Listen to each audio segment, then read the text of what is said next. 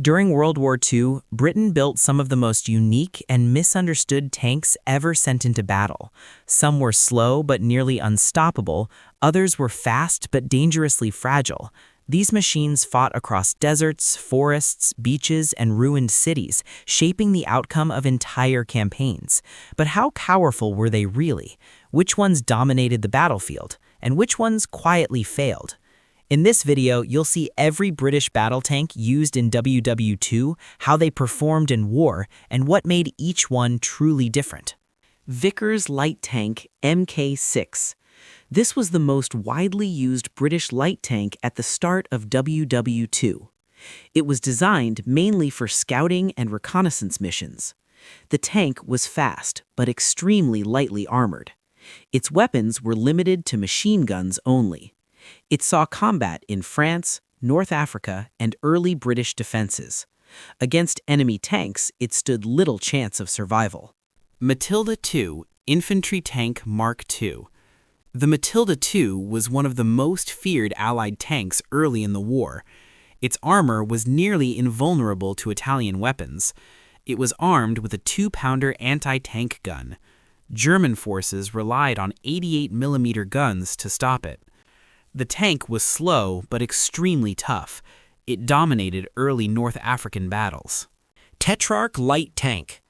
The Tetrarch was a small but heavily armed light tank. It carried a powerful 2-pounder gun for its size. This tank was designed for rapid movement and airborne operations. Some were deployed during the Normandy landings. Its thin armor made it risky in frontline combat. Still, it was one of the world's first airborne tanks. Matilda I Infantry Tank Mark I. The Matilda I was built to advance slowly with infantry. It had armor that early German weapons struggled to penetrate. However, it was armed only with a machine gun. Its speed was extremely slow even by WW2 standards. It fought mainly during the Battle of France. Lack of firepower ended its frontline service quickly. Valentine Infantry Tank. The Valentine became one of Britain's most reliable tanks. It combined good armor with a very low profile. Early versions carried a 2-pounder gun. Later models received larger, more effective guns. It served on every major front of the war. Many were even sent to the Soviet Union. Churchill Infantry Tank.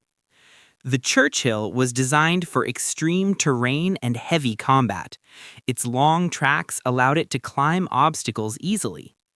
Early versions suffered mechanical failures. Later models became highly effective battlefield machines. It fought in Africa, Italy, and Northwest Europe. Churchills were especially feared in close combat. Cruiser Tank Mark I A9. The A9 was Britain's first true cruiser tank. It focused on speed rather than armor protection. The tank carried a 2-pounder gun. Its thin armor made it highly vulnerable. It saw combat in France and North Africa. The design influenced later cruiser tanks. Cruiser Tank Mk2 A10. The A10 was an armored upgrade of the A9. It sacrificed speed for better protection. The gun remained the same 2-pounder. It fought mainly in North Africa. Despite improvements, it was quickly outdated. Production stopped early in the war. Covenanter Cruiser Tank Mk5. The Covenanter was designed for high speed.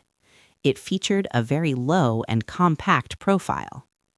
Serious cooling problems plagued the tank. Because of this, it rarely saw combat. Most units were used for training only. It became one of Britain's least successful tanks. Cromwell Cruiser Tank Mark VIII. The Cromwell was one of Britain's best WW2 tanks. It combined speed, armor, and firepower effectively. A powerful engine gave excellent mobility. It was armed with a 75mm gun. Cromwells fought across Northwest Europe. Crews trusted its speed and reliability. Centaur, A-27. The Centaur was closely related to the Cromwell. It used a less powerful engine. Most were used for training purposes. Some provided fire support during D-Day. They were often modified for special roles. The design helped perfect later tanks. Challenger, A-30.